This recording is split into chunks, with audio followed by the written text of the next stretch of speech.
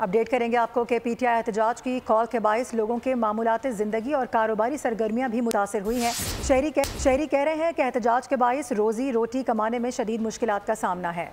तसल्ली है कि अब तिजारती मराकज़ खुल गए हैं। मजीद क्या तफसीलात हैं मोहम्मद अलीजा से जानते हैं। अलीजा बताइएगा क्या सूरत हाल देख रहे हैं आप?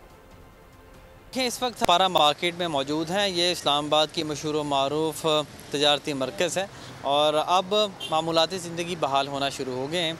हमारे साथ एक शख्स मौजूद हैं, इनसे बात करते हैं कि ये क्या कारोबार करते हैं और किस तरह 4-5 दिन जो तजारती मराकज़ का कारोबार या रोज़ी रोटी मुतासिर हुई है, बताइएगा। अस्सलाम वालेकुम जी।